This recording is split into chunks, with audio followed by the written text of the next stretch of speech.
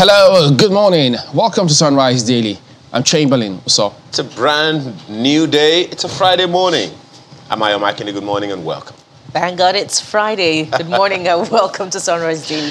I'm Bukola Samuel Wemimo. Say thank God it's Friday like you have a holiday. Come on. Don't.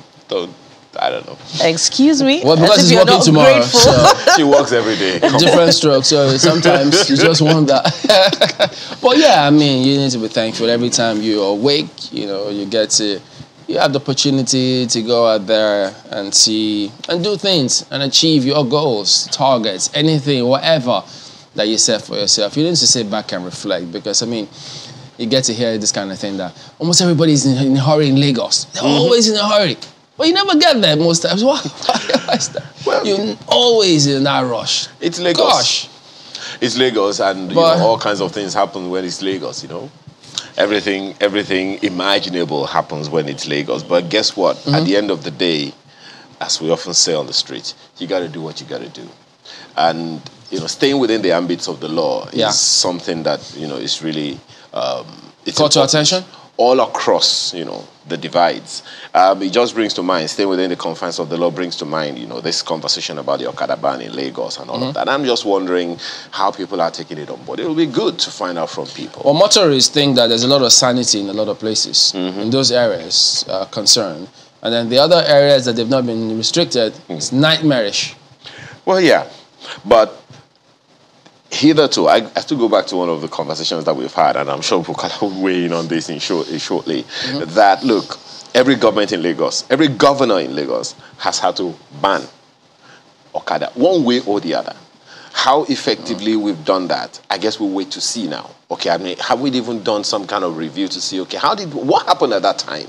How come we weren't able to, you know, firm the clamp, so to speak? It's capacity of the law enforcement agents. It's a test of leadership, it's a test of commitment, and it's a test of government's preparedness. So the result of this test, we're going to see in another 3 to 6 months how well, you know, enforcement is ongoing. Have the Okada returned to those local government areas where they were restricted, where they were banned? I guess, you know, we're going to have a lot more to talk about. The question around that, yes, the question around that for me would be, I mean, and Chamberlain, you put it succinctly, the capacity of government agencies to do the needful. But don't forget something, and let's place it on the table. Why do we have government? We have government because we are a people.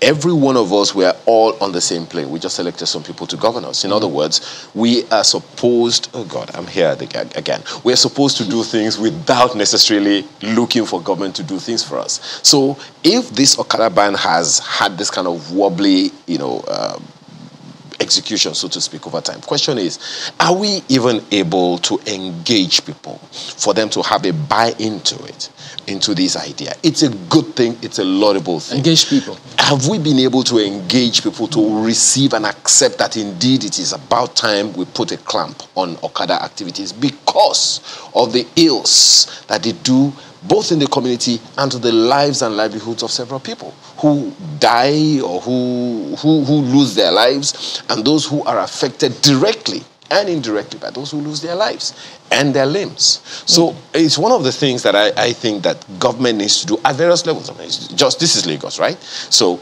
what's going to happen in Ogun State, in Kaduna State, in Kano State, in Jigawa State, in Adamawa State, in Anambra State, and all those other places? It's a test case. Where they banned it to? Where they will live. Because is there any state in Nigeria where we don't have Okada, or in one way? Some states are banned it. Fine. Yeah. Have they been able to totally? Yeah. Okay. In those cases, they have. I mean, the law is the law. I agree. If they said it's banned, and you think that, oh, because you don't see anything going on, you try. If you're apprehended, you face the music. Good. So the law didn't say, look, everybody who's caught. I agree. Anyone who's caught. So if you're thinking, why didn't you get that person who's behind? No, it doesn't. No, it is. If you're caught, the question is, have you broken the law? If you have, you face the music. That's the way it works. I agree. But then do we have to get to that point where it looks the question like you raise is very, very, profound, but it's an answer to my point also about how this is a test of leadership.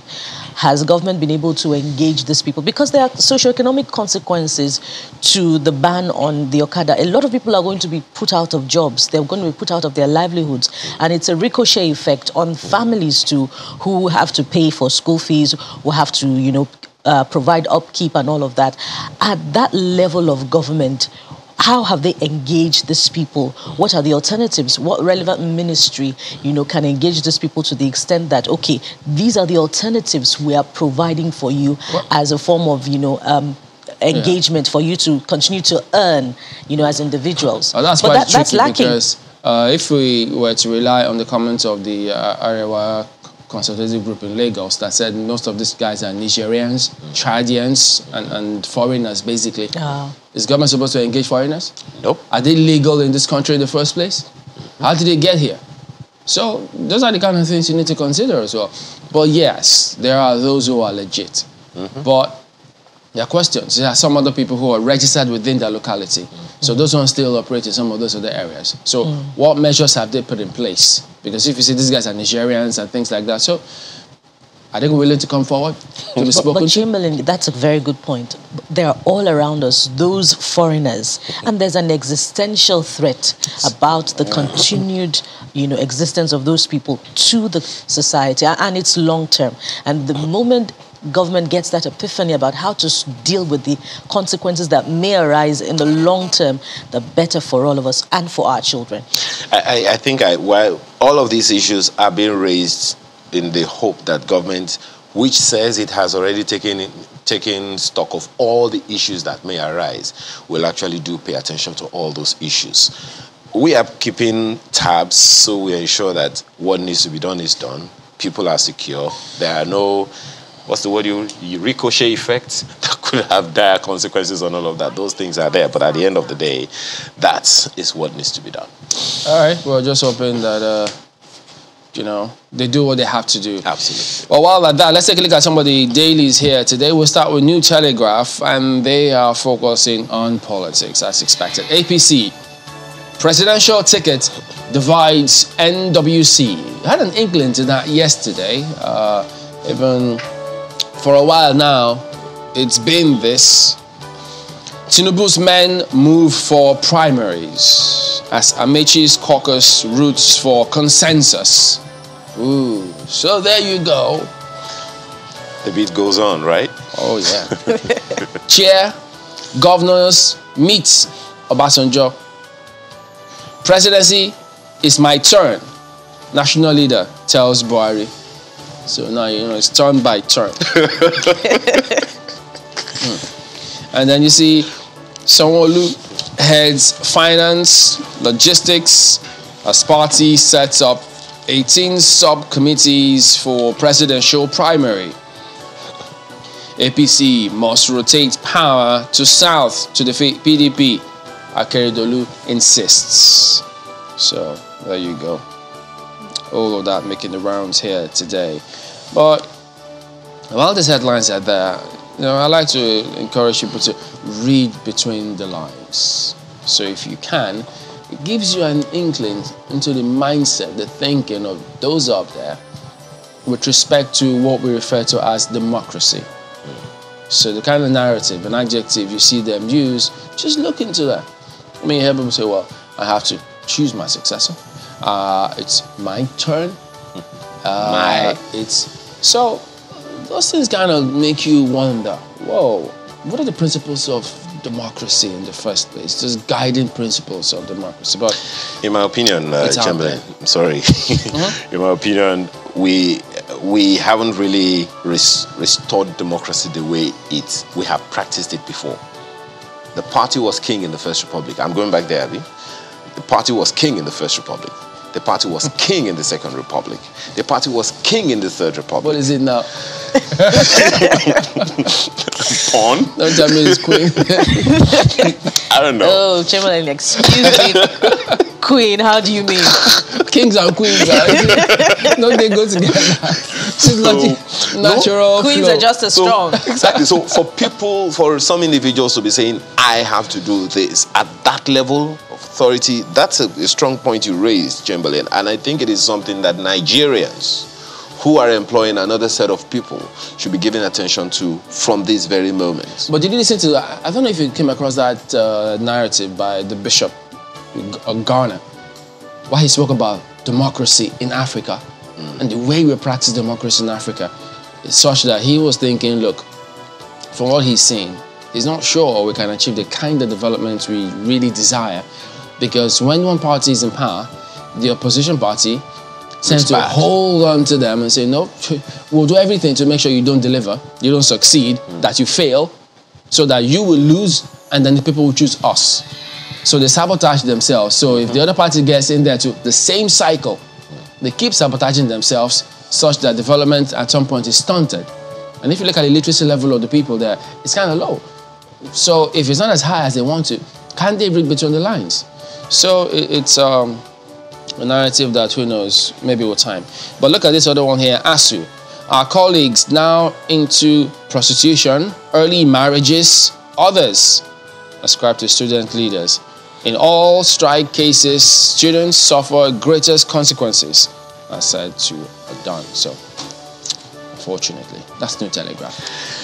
The Nigerian Tribune has this one on its front page, and it's talking about the same story, albeit in a different way. Rotate power to South to retain presidency, Akeredolu tells APC. Find that story on page 5. And that my story again, it's my turn. It's Yoruba's turn, ascribed to Tinubu. That's what you have on the front page. Stories on page 2 explains effort he made for Buhari to be president, how he nominated Osinbajo as VP. And right under that one, primaries, tension in APC over governor's plot to resist Buhari. Osinbajo, Adamu, APC governors meet. Adamu announces 18 committees. That story is on page 5. Okay, to the story we talked about earlier. Okada ban, Commercial Motorcycle Riders Union sues Lagos State government. That's on page 19. Let's not go back there. I'm not going anywhere. The Nigerian Tribune. Let's go to the Guardian newspapers. The Guardian newspapers this morning. The big story has quite a lot for you to take in. APC presidential primary. Aspirants, stakeholders, and last throw of the dice. What will this dice speak?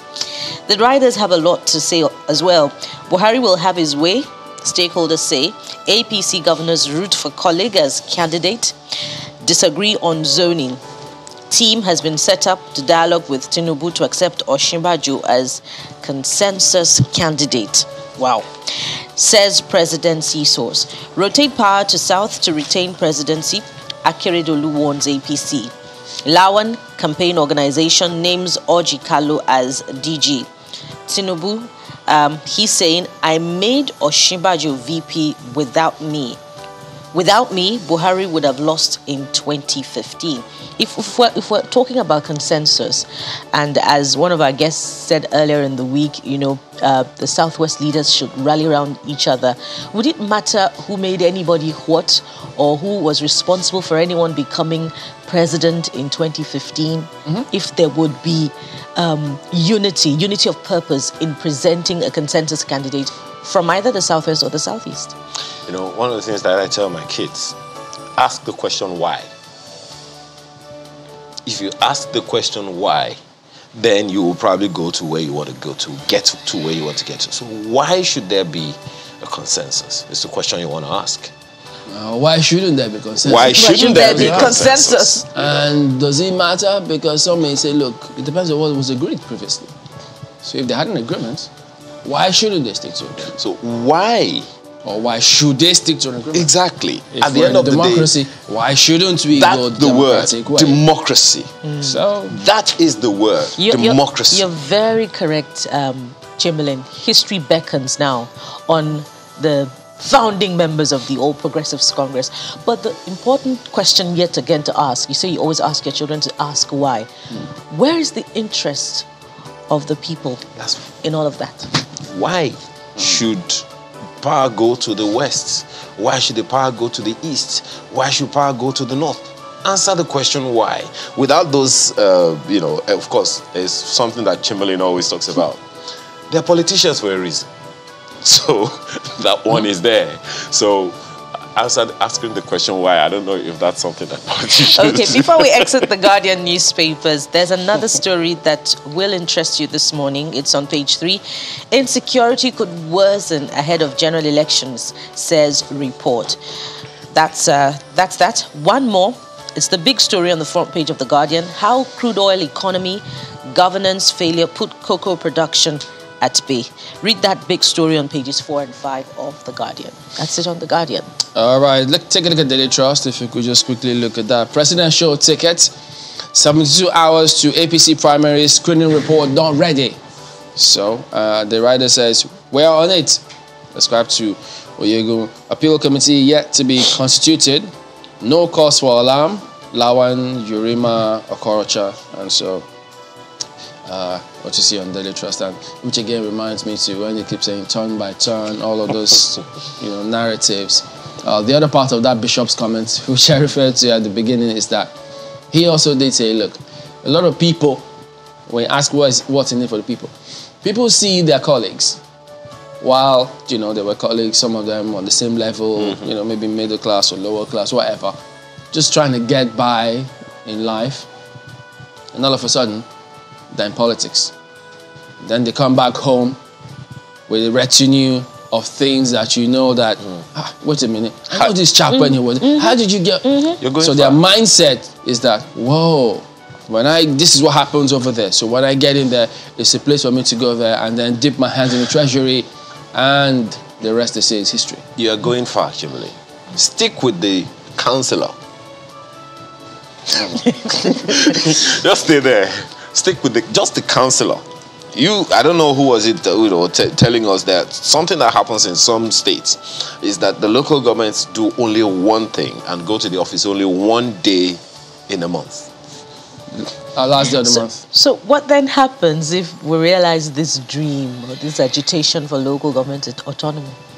Well, one of the things that comes to my mind is the same thing we've talked about state police, which is the mechanisms should be in place such that that's the way it was. It worked. What is it that might put it in jeopardy now? Put in the mechanics there. Put in the frameworks. We have a framework that we are not using in Nigeria. My favorite, the Auditor General's report. We don't use it. Okay, it's because it almost clashes with the Accountant General. Oh, almost. So and then you're like, which one? Which one? Exactly. The one that is facing how much billion? Which is on how the many front billion? page. 80? Is it 80 billion? No.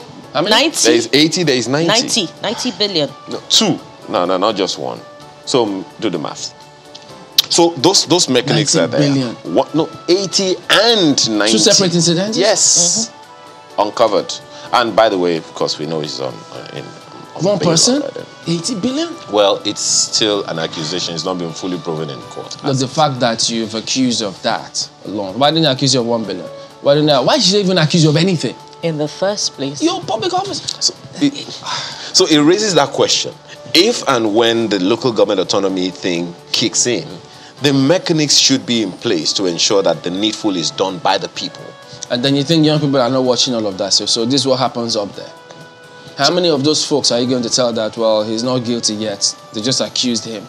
They've run with the story already. Look, he's 80 billion, 90 billion. I think we shouldn't run ahead of ourselves. Let's see how that turns out those guys have already before we make our conclusions. Young people have already run with the story. Not us. We can do our jobs normally. But it's about people. Okay. The Leadership newspaper this morning has this one on its front page. Leadership Friday has this on its front page. Flag bearer. Tension in APC is governor's plot to oppose PMB's choice. That story is on page 4. Southern governors insist on power shift. It's my turn. I'm tired of sponsoring political sons. Ascribed to Tinubu. I think the word of the day is my. Well, that story. Sometimes you just wonder, why is they making this kind of comment? Did they have an inkling that they may be edged out or something? Is there panic in the camp? As far as I'm concerned, Chamberlain, and I go with Bukola, it's always been my mantra. What's in it for the people? When we fought for independence, we fought real hard. Some of us paid with our lives, with blood and tears. But you young folks sit back there, you want it to drop on your laps. How is that supposed to happen? Connect the dots. That's Leadership Friday.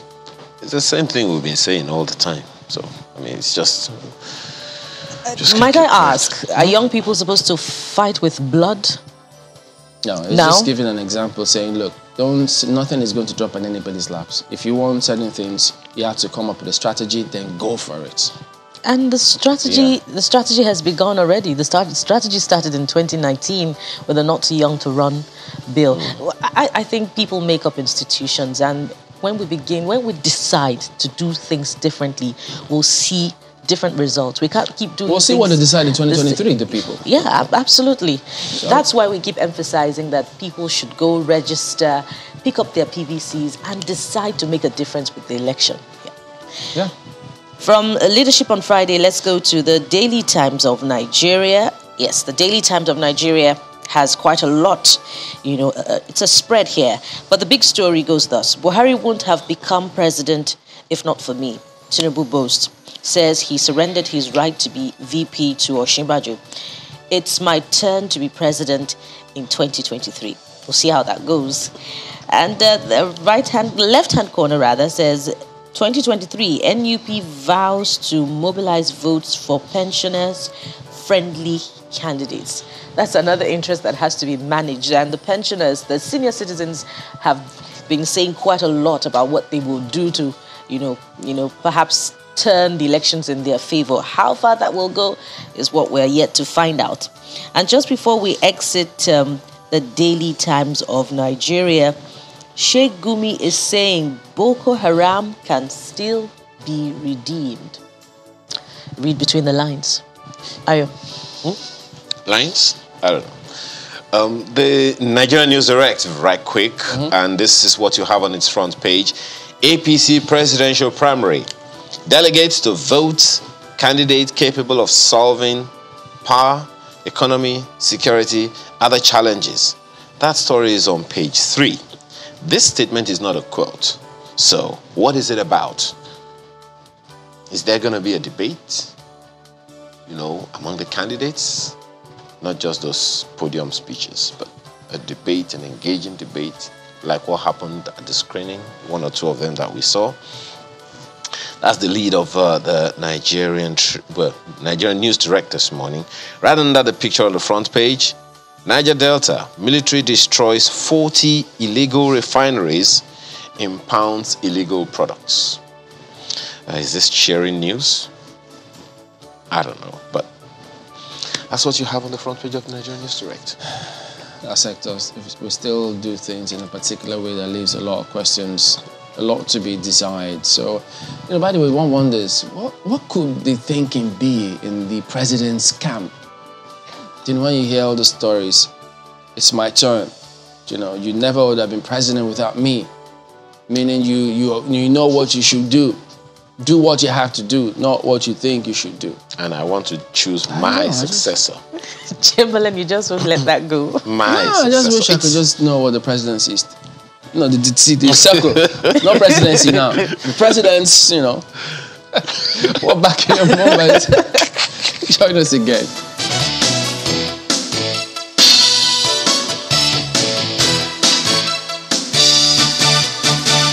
We kick off this morning talking about elections. Yes, we've got, as you've seen in that welcoming slide, Mr. Akin Braithwaite, who is the ADC governorship aspirant in Lagos. Good morning. Thank you for coming on today. Good morning. Thank you for having me. Yeah, what a time it is, I reckon, for you, your party in Lagos. As a matter of fact, I was reading some of the pieces you wrote, how for over 20 years, you ruled by a certain party. You want to make this change. You think it is time to make this change. But we know that you have a job on your hands, a task on your hands.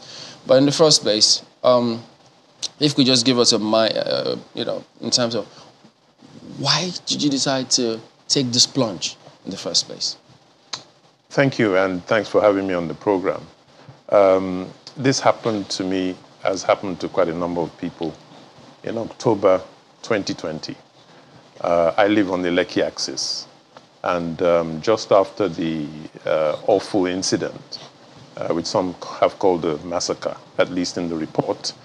There was a big riot. And during that riot, our axis was really, really greatly affected. In fact, to the extent that some of the shops around that area are no longer open. So some people just went out of business. The youth, the explosion was unbelievable. So at that point, as we tend to do, there was all sorts of things going on WhatsApp, criticisms, viewpoints. And I just got to a point where, I said, it really would be remiss of me to sit here and just complain. And I felt, look, at the end of the day, we must do something. We must take some kind of action. And it was at that point that I decided, let's set up a new political party with some friends. And we actually made the attempt. And I was really, really serious about it.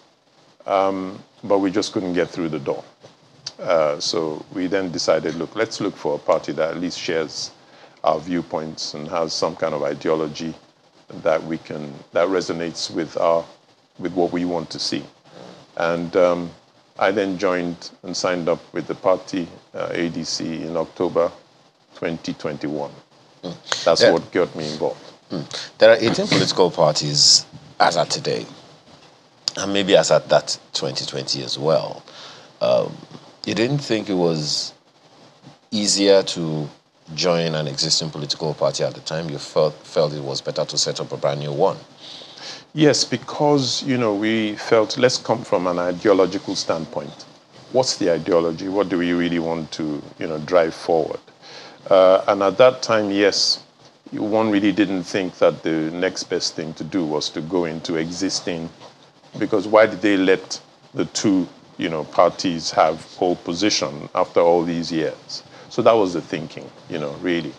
But at the end of the day, reality is reality. It is what it is. So we eventually had to start to look at the other 16 and say which one out of the 16 can we essentially, move with. And we then chose one out of the 16. So what is this ideology that you had in mind that does not exist in all of the existing parties? I call it societism, which is an ideology that looks at society in its different clusters.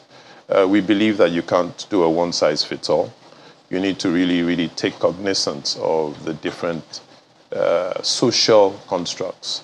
You have different people in the society, and you have to really be societal. Look at it from the prism that society stares back at you, and you say, okay, this group needs this particular type of solution. This group needs this approach. This group needs this sort of solution. And that ideology also allows for individuals to create and make wealth. But it looks at society and the fact that you need to have a societal approach as well as, allow for that individual approach. And then there's a symbiotic relationship that goes on. Go ahead.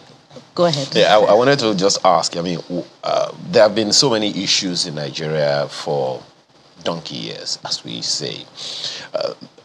Many people will be wondering, why you, why now? What have you done or said? How have you influenced anything over time to make you think, I think I can actually get into office and make any significant difference? Why should Lagosians listen to you? I like the way you put that. If you're a user of a mobile phone, you would have experienced part of what I did in society. I was one of the pioneer group that got involved in launching of GSM into Nigeria.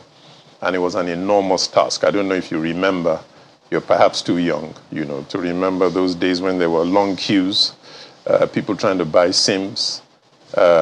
People were breaking through shop windows, to get at the SIMs. SIMs were selling at about 25,000, 50,000, naira then. SIMs today are selling at, are not even selling at the price.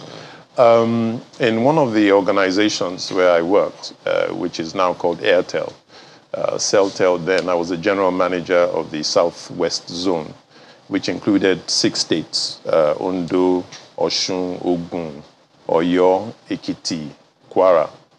And it was my job and responsibility to roll out the network in those states. And it involved going around, it involved geomarketing, it involved setting up customer touch points in all of those states. It involved going into the grassroots. I would go into the marketplace. We would do market storms to sell SIMs. I would dance in the market, try to understand what the grassroots folks wanted. We would do CSR. All of these things definitely equipped me for the job of running into this particular type of state. If I could do it in 6 states. My sincere apologies, Mr. Braithwaite. But yes, the question, while that is valid, and there are quite a number of things in the ratings now. I mean, an NCC, for instance, will tell you that this particular organization you talked about has its place in the big four, so to speak, and it's definitely not number one, at least as of today. But there are many other issues that we've been talking about for donkey years. Security, power, and things that are peculiar to states, viability or otherwise of the states. So that's actually where I'm coming from.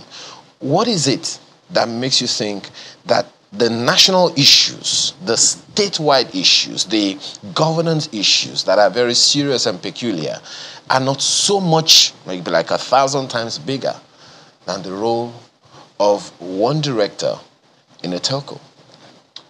Okay, again, I will try to unpack it.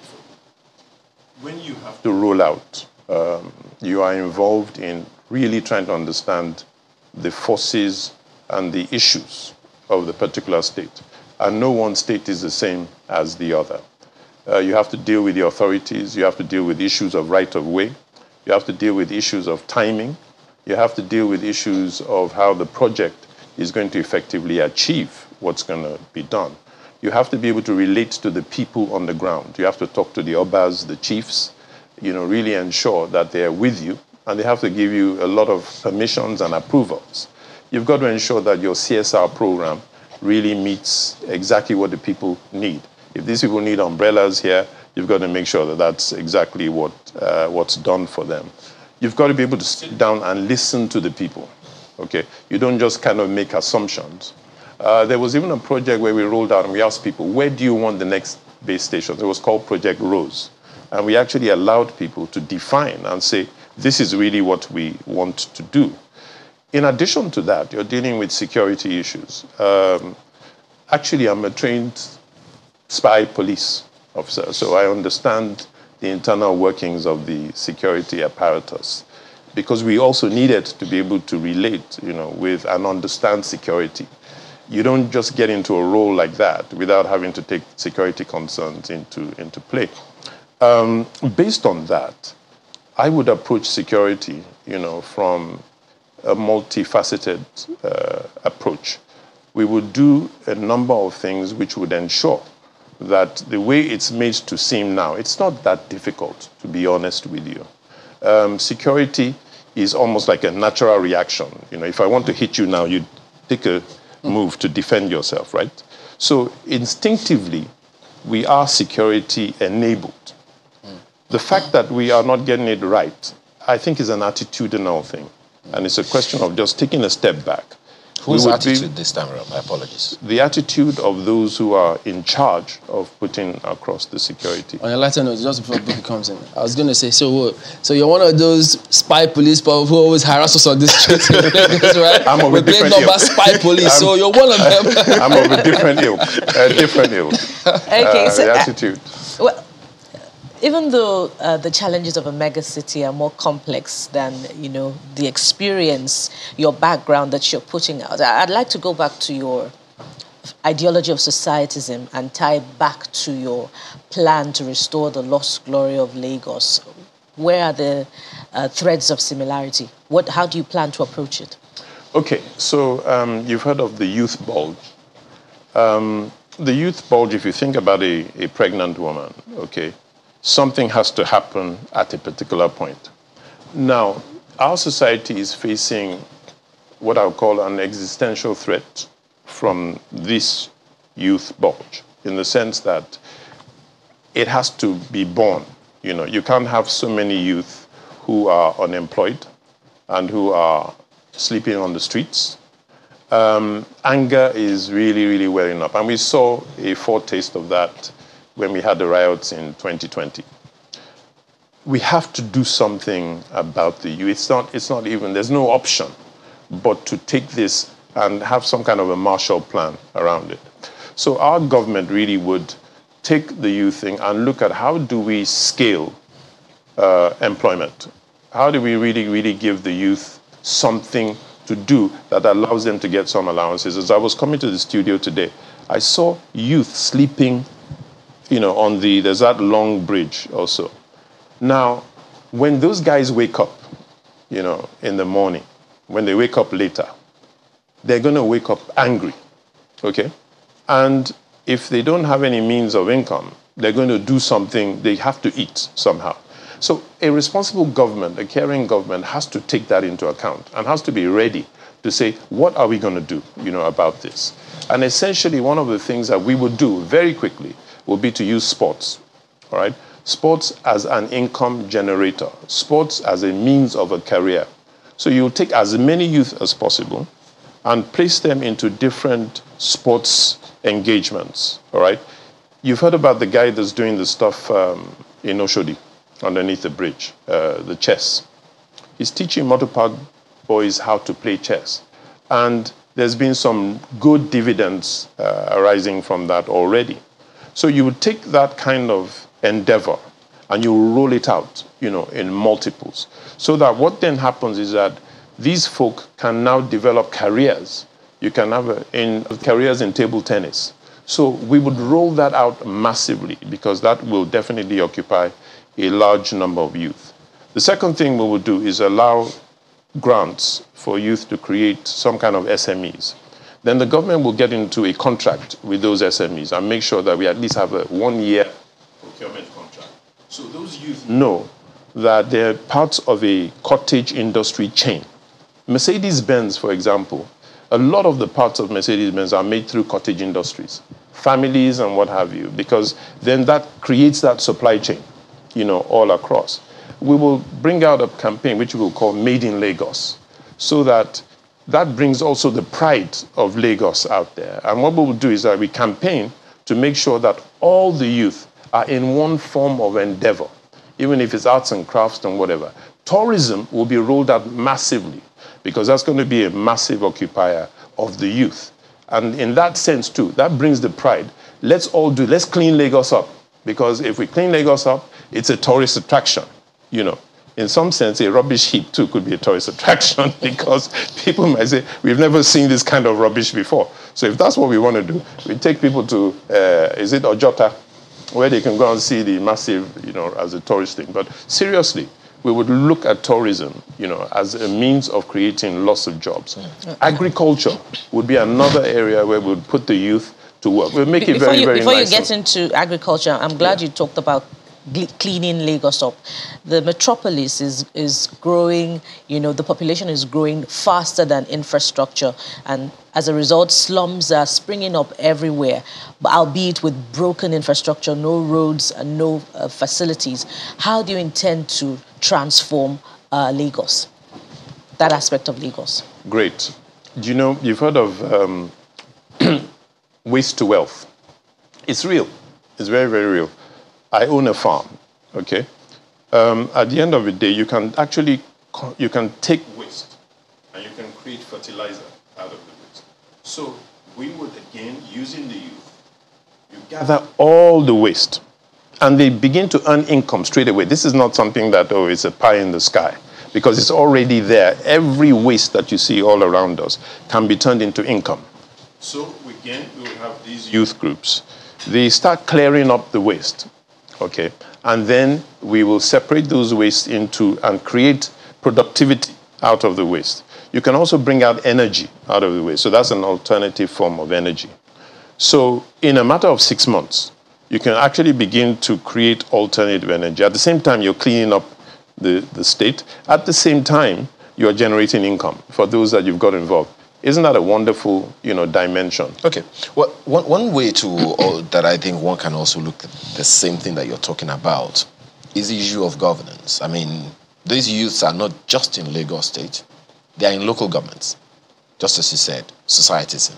I don't know if there's a place for this question in this societism you're talking about, but they are in pockets of places all over the state. They are in local governments. They are in wards. And one thing so many people have been complaining, we had this conversation about local governments earlier, that so many people have been complaining about all over the country is that local governments are not as functional as they can be, or as they should be, as the Constitution proposes, in which, of course, some people are looking at it in a different direction.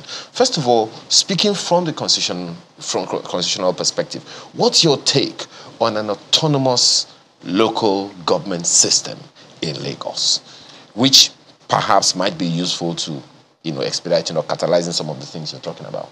Well, it's very interesting that we complain and we say we want restructuring.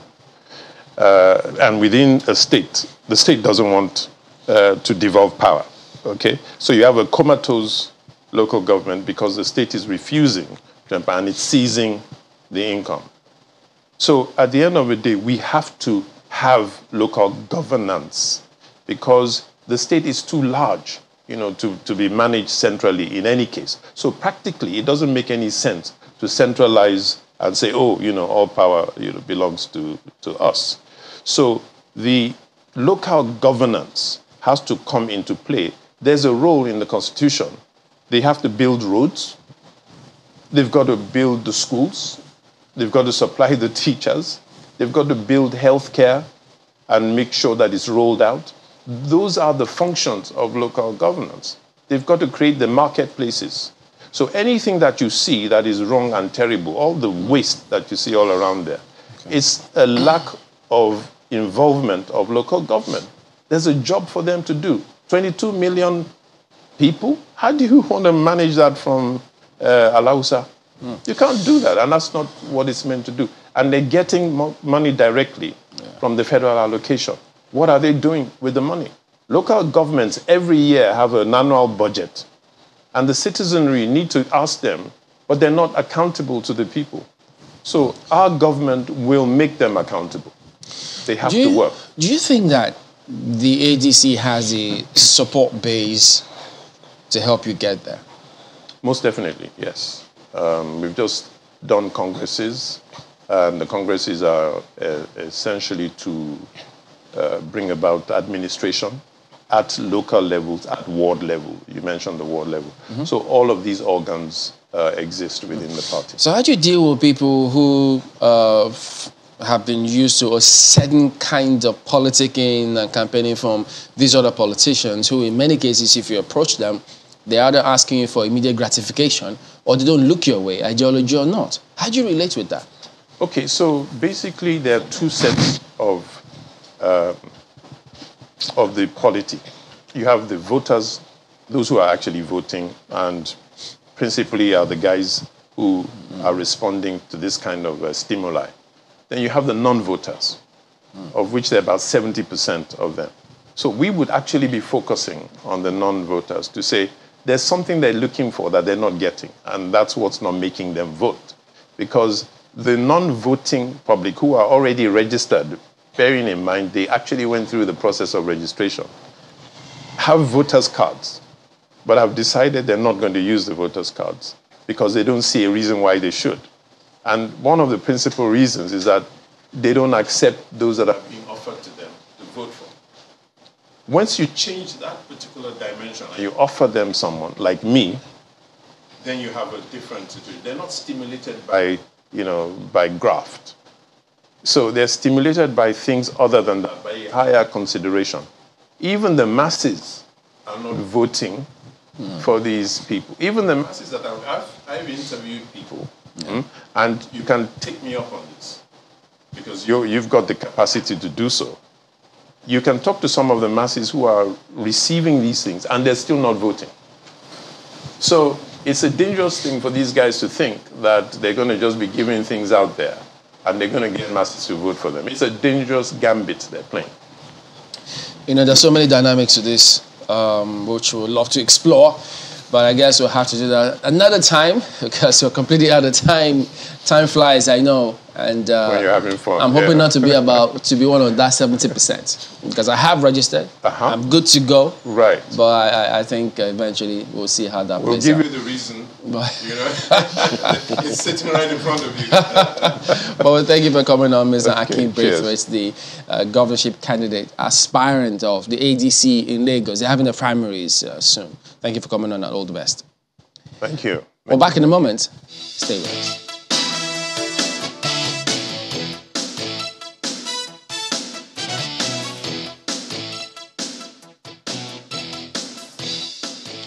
Remember the announcement of the consolidation of commercial banks in Nigeria in July 2004? Well, that's where that story began from. And of course, from 2006 on, so many things have happened until this moment. And someone who said in that report that you saw in the welcoming slide as well, you saw his name, Magnus Maduka. He is here with us this morning to shed some light. He's chairman, Association of Ex-Staff of Non-Consolidated Banks of Nigeria, as well as former Deputy General Manager, Operations, Hallmark Bank. Thanks for joining us this morning. Thank you. It's been a long walk to freedom, hasn't it? You are very right. Should we even say it's freedom or justice? Justice, more like it. Okay. Long walk to justice. First of all, what was the trip?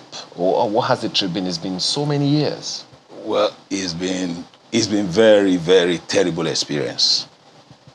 Our membership have lost over 100 relations and staff because of the hardship the policy threw them into. We're just sent out of our jobs without any consideration whatsoever to what happens to us thereafter. And we made all manner of attempts at diplomatic resolution of the problem, but it kept failing until we decided to bite the bullet and head for court and test that policy in the law court.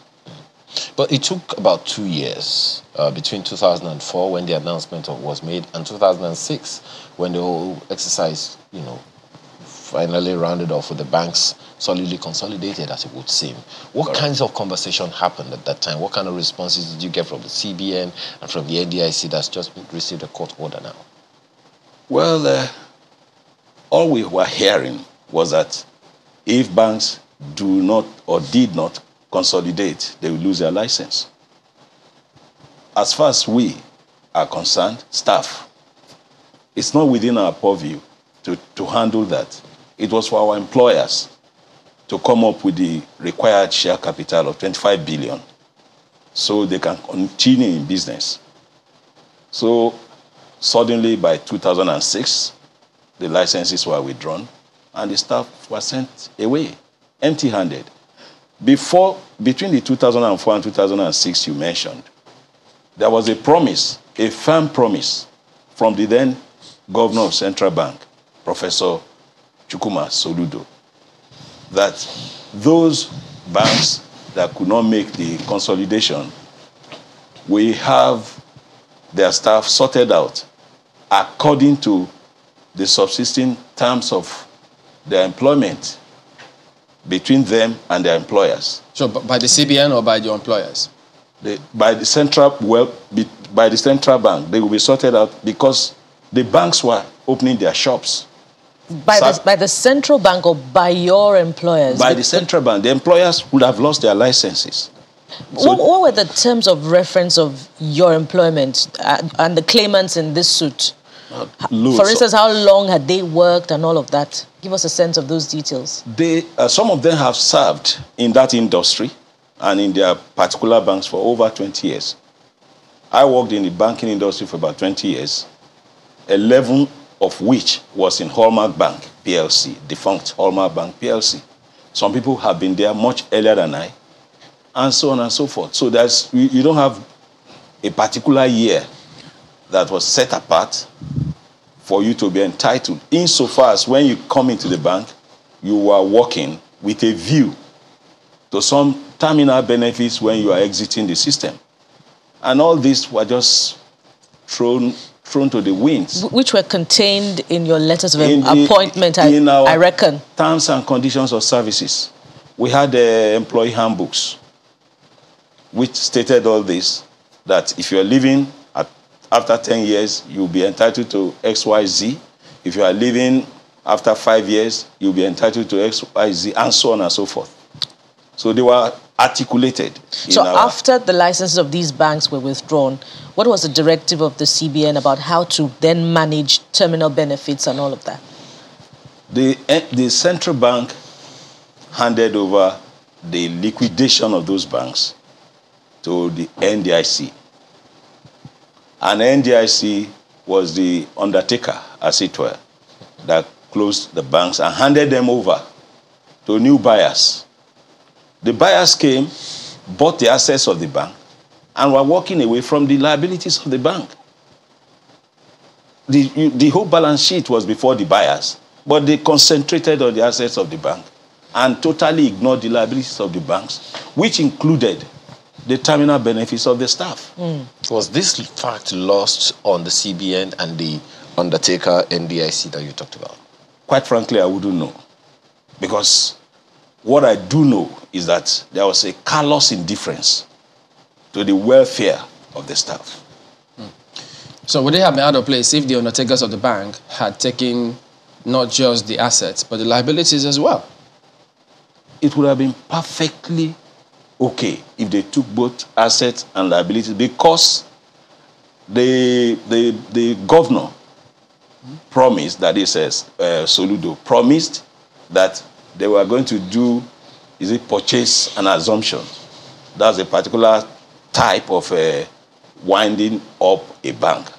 And if they do it, the staff that are concerned, the staff that will be affected by that policy, will be sorted out as appropriate. Did they sort out any of the banks that also faced the same scenario with you in history in the country? Well, for what we know is that one or two of those banks, like Leeds Bank, City Express Bank, they had their terminal benefits credited into their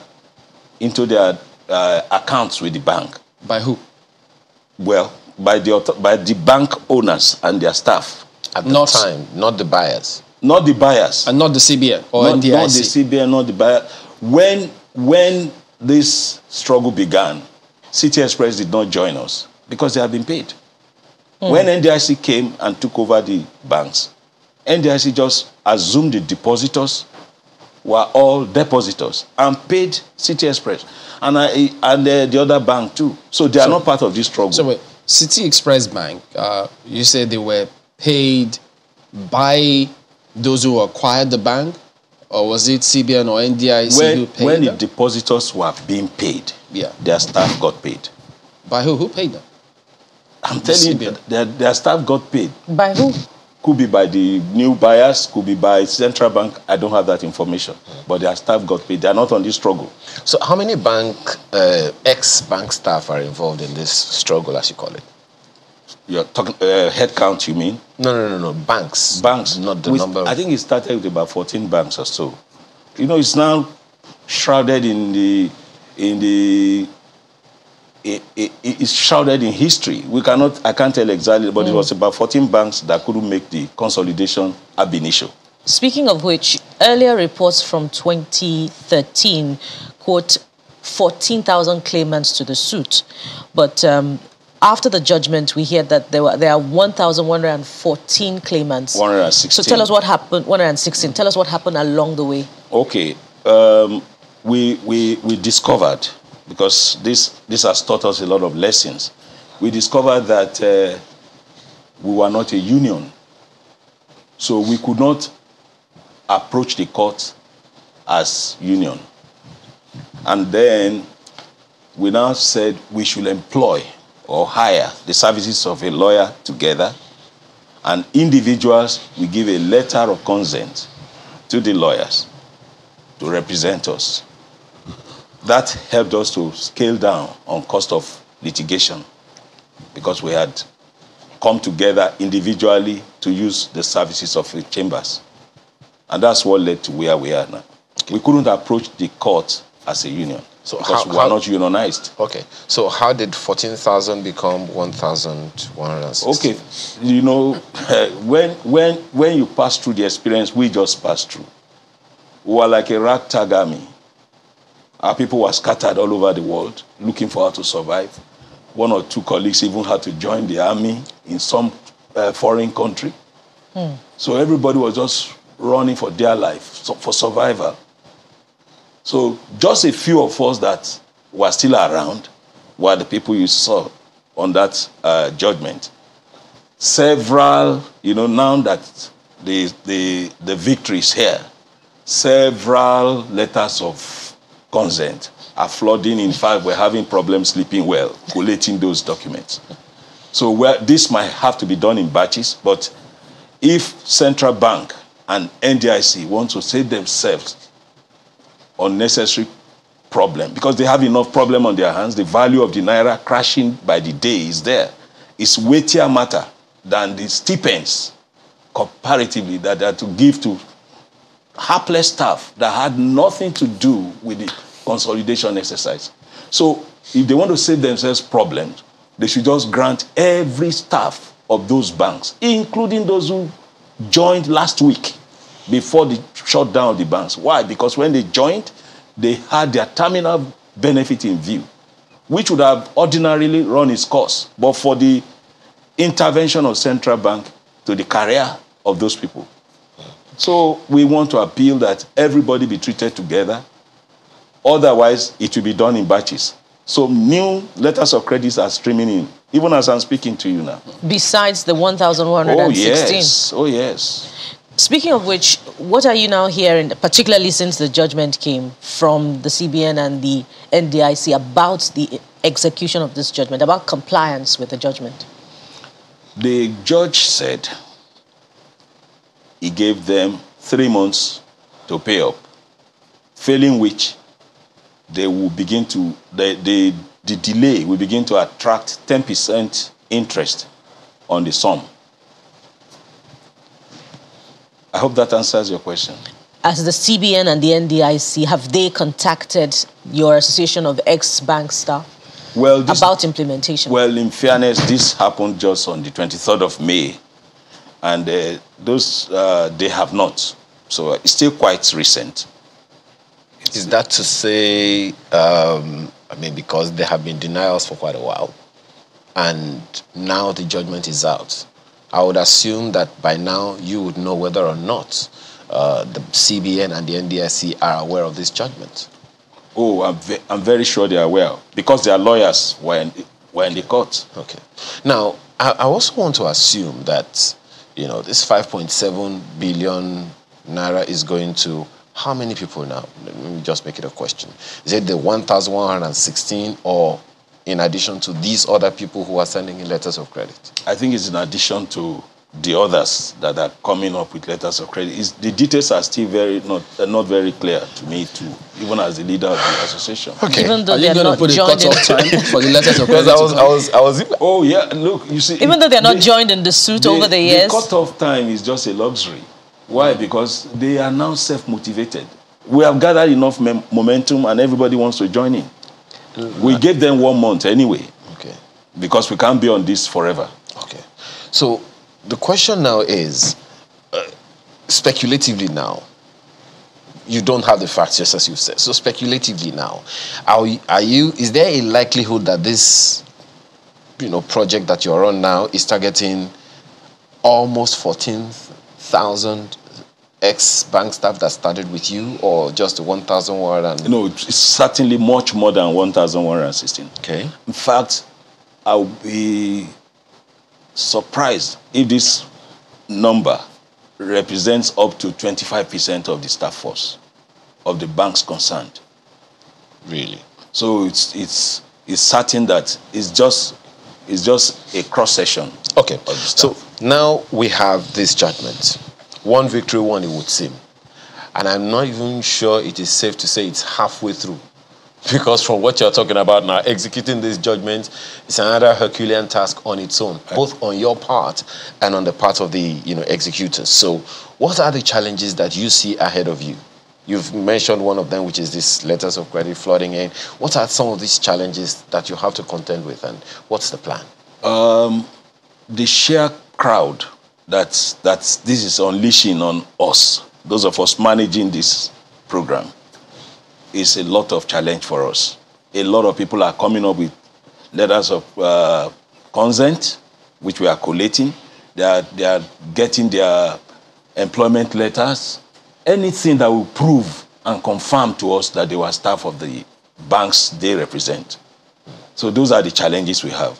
That's one. Another thing question that may be asked now is is everyone going to be paid based on the the terminal benefits that they had in mind when they came in, just as you said earlier, or is there some consideration, discounting, accounting that's going to go into it? Okay, the one that is easy to conclude on now is that people will be paid or should be paid according to the terms and conditions of their services with their respective employers. All the banks do not have the same conditions of service. They could be similar, but they are not exactly the same. But people will be paid as per the agreement they had with their employers. That's what's going to play out. And I imagine the appreciation of the currency would definitely affect what should, go to a staff, duly. How is that being sorted out? You're not requesting to be paid in dollars, are you? Compared to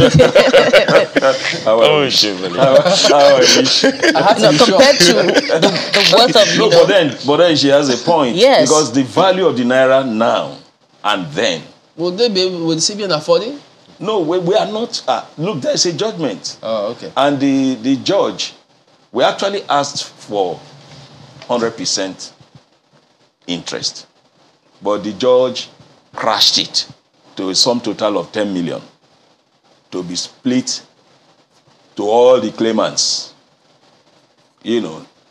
So that's the situation. Okay. We've lost a lot of value. To answer your question directly, we've lost a lot of value. Okay. But then we would rather get paid than just sent home empty-handed. Speak to this before you go.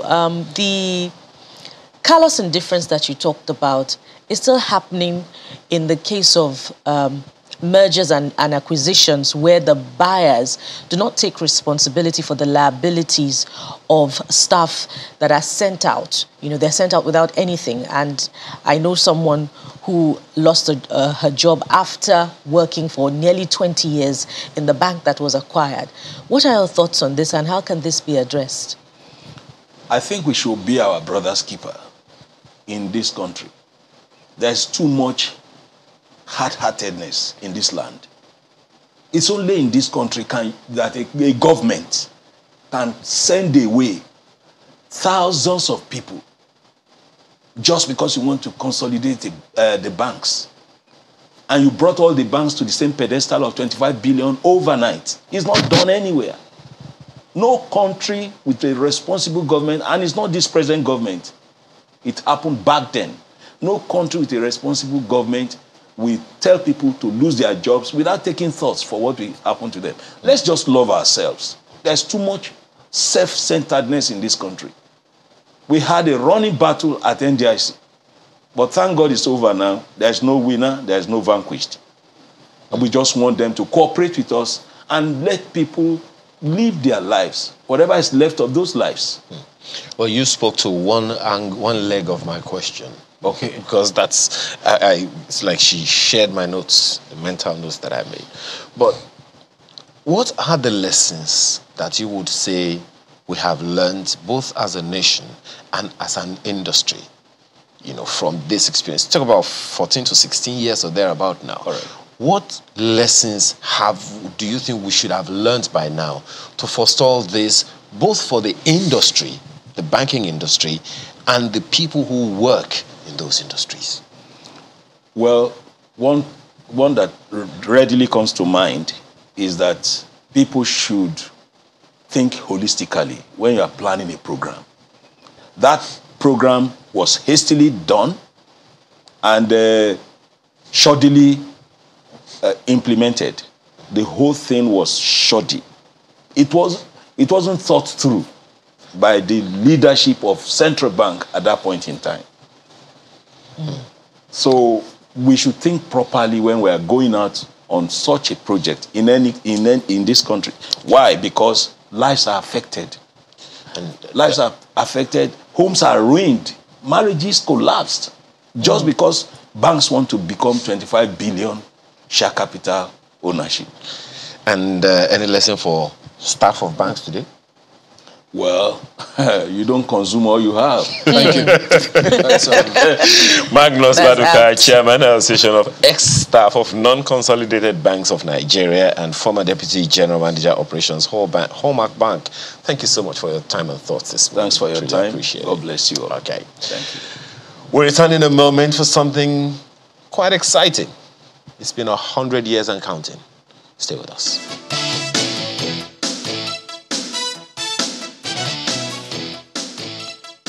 All right, welcome back. So to shed some light on what you've just seen, we've got some gentlemen here with us. But before that, let me just let you know that in 1972, the Morehouse College Glee Club organized its first musical tour to Nigeria. And that was with support from the U.S. Department of State. Now, that tour infused African music into the Glee Club's tradition and American choral music in general. 50 years later, choirs across the United States now sing in Nigerian languages, yes, such as Igbo, Yoruba, highlighting the long-term impact of that cultural exchange. Now, with support from the U.S. Consulate, the Morehouse College Glee Club is commemorating the 50th anniversary of that visit to Nigeria. And by the way, Morehouse College Glee Club is rooted in Dr. Martin Luther King Jr.'s legacy. Dr. King was one of the notable alumni of the Morehouse College Glee Club, the only all-male, historically black college in the U.S. So here are the gentlemen who are joining us today to shed some light on that. John Beatty, he is a business major and a tenor singer for Morehouse College. Yohari Lindsay, he's a biology major and film minor graduate from Morehouse College. And then we've got Albert Gomez. I actually asked him, Albert Gomez? Albert Gomez. Adekunle Gomez. Now that's the part that lets you know that he is the Lagos coordinator of the 50th anniversary Nigeria tour for Morehouse College. He's also a musical director with Our Lady of Perpetual Help here in Nigeria. Gentlemen, good morning. Thank you all for coming. Good morning. Thank you for having us. Okay, so Adekunle, you've been helping out with a lot of things going on here. So give us a background for this. Okay, so 3 years ago, myself and Dr. Aaron, who you met, started discussing this, and he said he wanted that it's going to be 50 years, and he wants the Glee Club to come back. And we said, okay, let's make it work. And he started all the work, and we've been liaising ever since, and it's been wonderful. It's been a ride. I have met these young men, and they are wonderful people. I don't know. The video you watched, that I just watched just now, is a Yoruba song, actually. It's about Christmas, talking about Bethlehem and the adoration of Christ. So that's what that video is about. And the Morehouse Glee Club, like you said, is an all-male school, all-male chorus. And wonderful singers, wonderful directors. I know you've not heard them before. Don't worry, you hear them this time. Well, John, I mean, give us your thinking in terms of how you keyed into all of this and your visit in Nigeria at the moment. Well, first off, I just want to say thank you for having us on this wonderful TV show this morning. But my visit into Nigeria has been amazing thus far. We started out in Abuja, then we made our way to Enugu, and now we're in Lagos. Each of them has been completely different. The food is amazing. The people are beautiful. I hope you didn't try too much spice. Oh, no, it's never too much spice. Oh, nice. I like spice. And one thing that makes this trip even more interesting for me is that in the middle of dinner one day, I looked back at some DNA tests and actually come to find out I'm 44% Nigerian. So it kind of made this experience just a little bit better, a little bit more spicy. What was the thinking when you saw, wow, 44% Nigerian? It made sense because a lot of people since I've been in Nigeria have walked up to me, tried to interact with me in their language, and I'm looking at them like, I speak. Where was he while that was happening? So that was in Enugu. But if you look at him very well. He looks like an Igbo man, actually. He looks like an Igbo man for real. Yeah. Well, how about you? How's your experience? It's been wonderful. You know, I really do have a strong interest in the Nigerian entertainment industry. I've really seen how rapidly it's growing when it comes to its international reach. And so when I had the opportunity to immerse myself in it firsthand, I wanted to take that chance. So it's just been wonderful to see from radio to film and even it's just to the studios. It's been an absolute blessing to be able to experience. And I've only been here since Tuesday. But it's been quite the week. You were also in South Africa and then what? Yes, yes, I was. How did that experience go for you? It was again another blessing. I'm an Oprah Winfrey Scholar at Morehouse, and so we completed our South Africa Social Justice Leadership Program there. That was about 2 weeks, so it's been great to see the differences between South Africa and here in Nigeria, a western part of Africa. So how deep are you in the entertainment industry here? What do you plan to do with it? So I really want to just absorb and learn as much as possible. I always had an affinity for film, but I never had the confidence to pursue it. But when you really love something, that never goes away. So at Morehouse, I decided to get my film minor outside of biology, and I've taken really every opportunity to immerse myself in professional spaces for the entertainment industry. So in the US, I interned at 2 big agencies, and I've just really tried to make the most of my environment and network. So after my time here in Nigeria, I will complete the Academy Gold Rising program with the Academy of Motion Pictures in the US. So I'm really excited about that, and I definitely plan to make the most of my time here with meeting CEOs at OGD Studios and touring some other studios, and definitely making Sounds the most great. of it. So, Albert, what do we expect from this anniversary celebration? Now, they're going to be touring Nigeria, like I said. Abuja, Enugu, and Lagos. In Lagos, we're going to have four places of performance. University of Lagos Main Auditorium, the Muson Center, and there's an Anglican church in Ebutemeta. Then the Catholic Church at VI, Our Lady of Perpetual Help, VI. Then in Enugu, we're going to have 2 places of performance, and in Abuja, 1. So they perform here as well? Yeah. Yoruba and Igbo songs? Yoruba, Igbo, Hausa, and Negro spirituals. And they are going to be performing with students from secondary schools.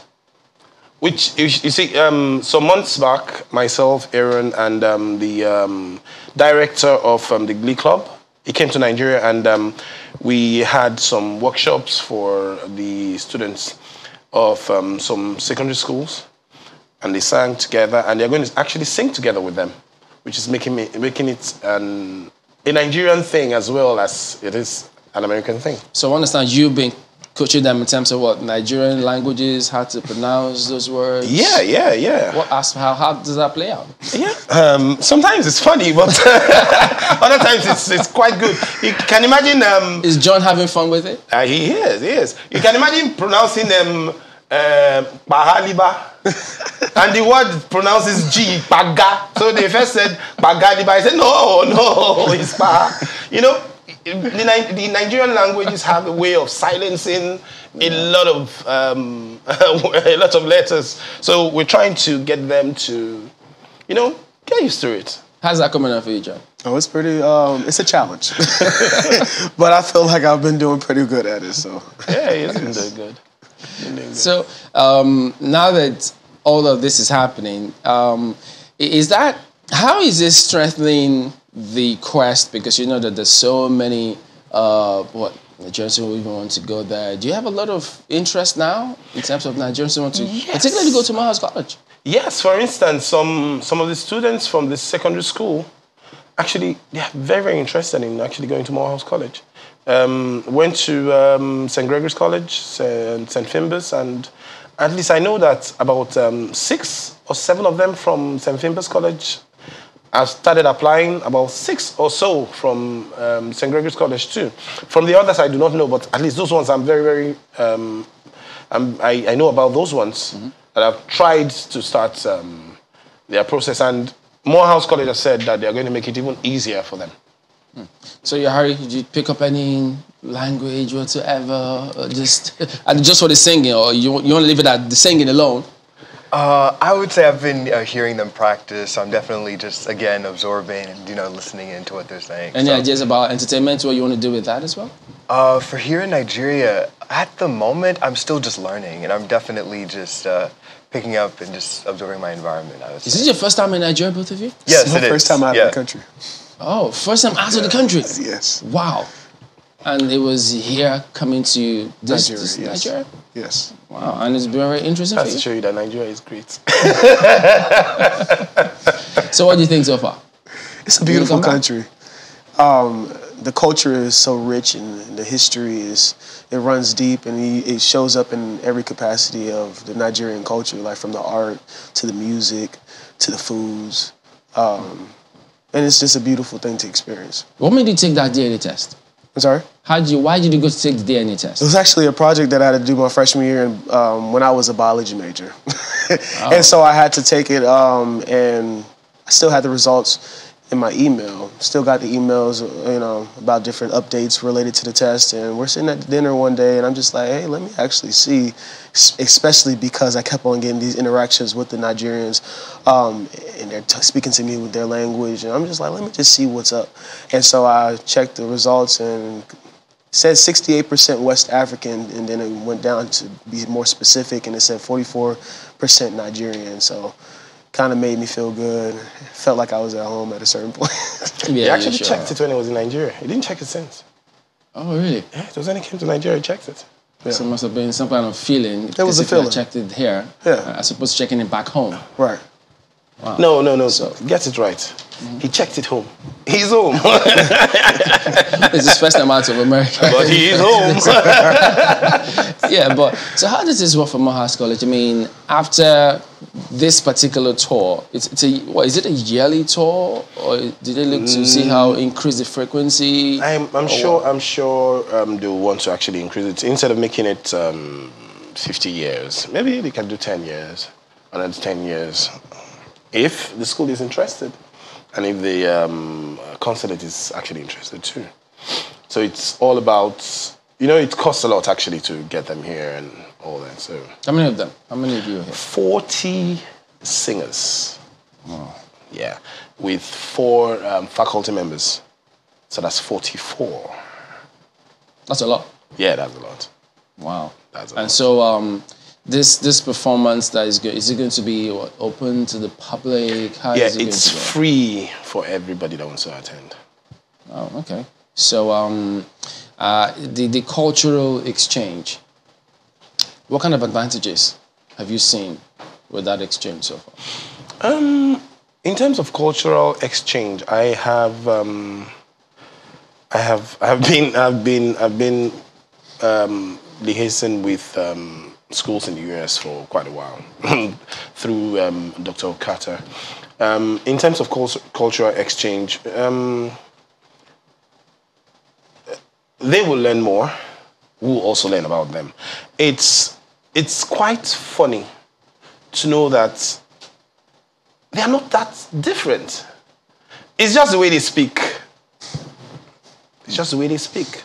So in terms of the reception and the relationship, strengthen the ties between African Americans and Africans, this particular trip and the song, the experience for you, has it contributed in any way to improve that, Harry?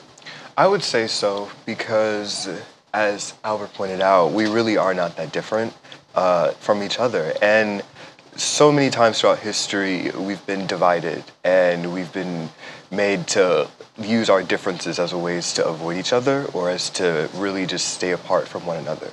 So really, I really believe that we need to focus on what unites us, and this how similar we really are and what we can really use to help grow each other, I would say.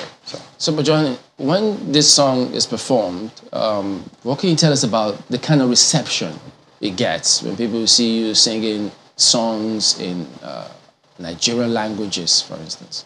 It's going to take us back to our roots, back to where we began, especially for myself, like going back to, I know it's probably like 3 to 5 generations back, but just returning home and just like getting back to where we started, and also just reconnecting to where we, in the past. And I think that's going to be good for the people who come, later on in this month. Just reconnecting and also just getting the opportunity to, explore their history. And I think that's going to be good for all of us. I know for me it's been beneficial in so many ways. Do you see a lot more people trying to explore or even visit just as you've done? Not necessarily. Well, not specifically Nigeria. But I know since I've been gone, a lot of people, I feel like I've inspired other people to, get up and get out of the country and see what the world has to offer. And I feel like I've also been able to just provide a glimpse of what Nigeria is, just through the pictures and the stories that I've told them. And just and I feel like it's going to be good for everybody. Yeah. Well, here's an itching actually to see how that song sounds, just listening to everything. But how do the coaching that you've been doing, how do you do it? Do you teach them all of the languages or just how to pronounce specific words? Specific words on the type of songs, the particular songs that we're singing. Now, talking about Negro spiritual, let me go there. Mm-hmm. There is a link between Negro spirituals and African music.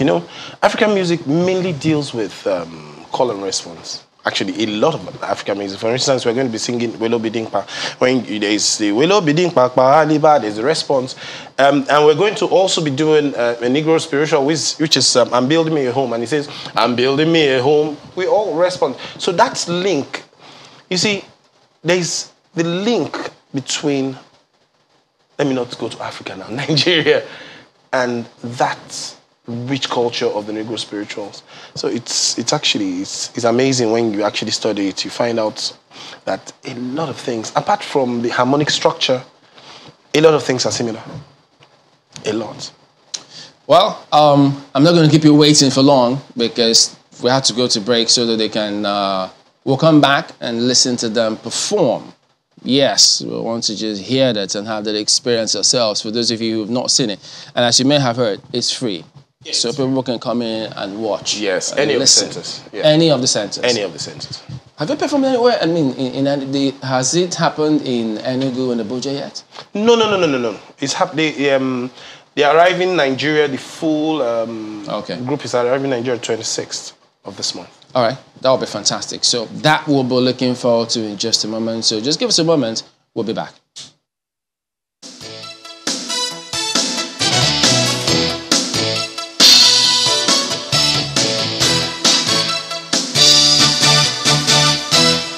All right, so let's bring you the Morehouse College Glee Club singing in our studios, actually. So here they are.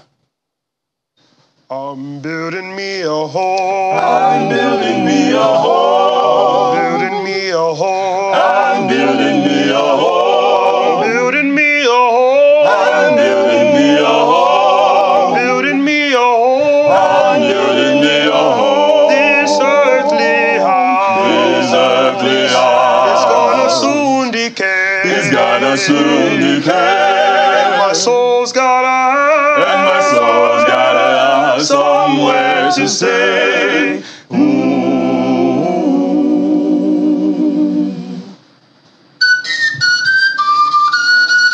Oh, well, bidim bagaliba.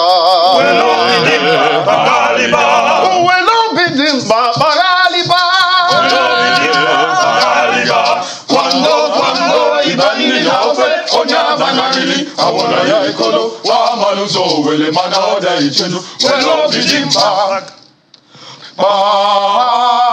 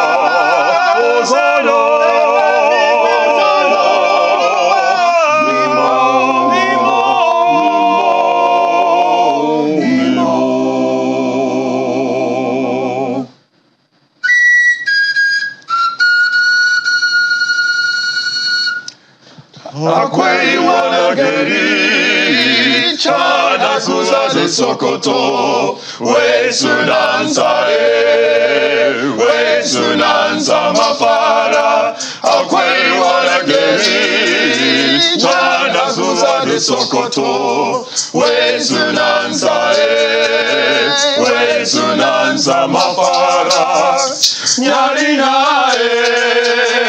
Asanu nezuwa Nyarina We sunansa mafara Nyarina Asanu nezuwa Nyarina We sunansa mafara Akwei wanageri Chana kuza de Sokoto We sunansa We sunansa mafara Akwei wanageri Chana kuza de Sokoto We sunansa We sunansa mafara. Wow, wow, wow. Well, gentlemen, thank you very much indeed. So that's the tip of the iceberg of what to expect, as you heard them say in the previous interview. It's open, they will be performing, and so you are very much welcome to go and watch. So when the larger crew arrive, so they will join up with them and then have that performance. I mean, looking at them, you won't even know. One of the things that you can actually find in all of these conversations, Chamberlain, is as that you heard in the interview you conducted with them. We're not much different. We're not much different. And, it's only when someone opens their mouth that you know that there's a difference. We're not much different. So all of these permutations and calculations and divisions and all of that, we're not much different. And I like the fact that, they're doing this so they can pull together, the African Americans, the Africans themselves. Yeah. We need to begin to see things from a different perspective, from the same prism, so you can understand that, yes, just as you heard them say, very lovely, tracing their roots. And so all of that, it counts for something. One of the things that I've found out in the build-up to the program of this morning is, of course, first of all, the Glee Club, this club that you spoke with, is just one of the several extracurricular activities in a school. Yeah. And for me, that speaks volumes.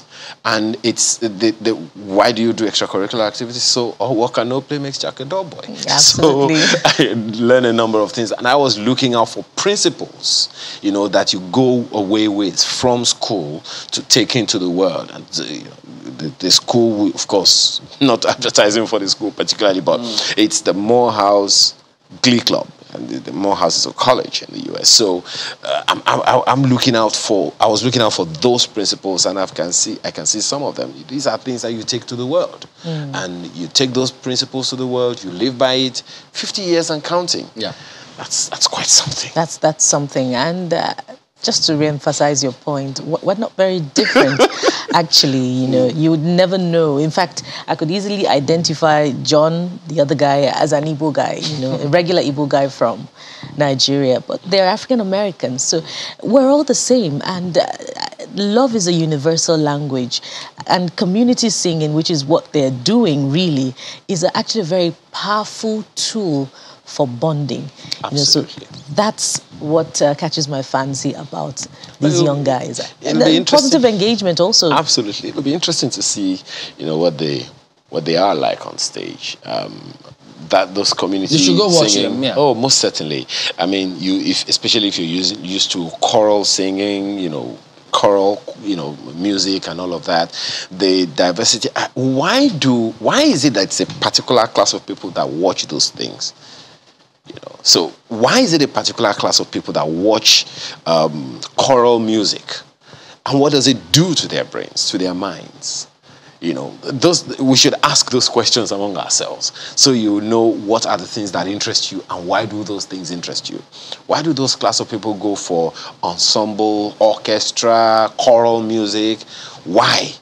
There is a reason. Okay, I'm back to my why question, right?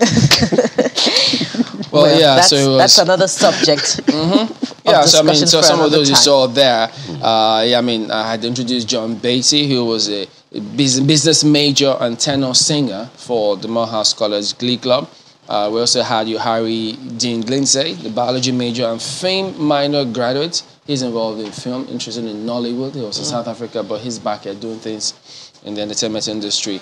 Albert Adekunle Gomez happens to be the Lagos coordinator who is helping them find their way around. And then Schneider Grandpierre, it's Morehouse College. He was one of those who was singing up there as well as Patrick Okpara, who is of Our Lady of Perpetual Help, and John Otoyin, who is also Our Lady of Perpetual Help. So all of them, those are the people you saw upstairs, just putting things together. Yeah. And there are just a few of 40 people you said that are coming to perform? The 40-man crew will be in town, so when they do come in, then they'll perform.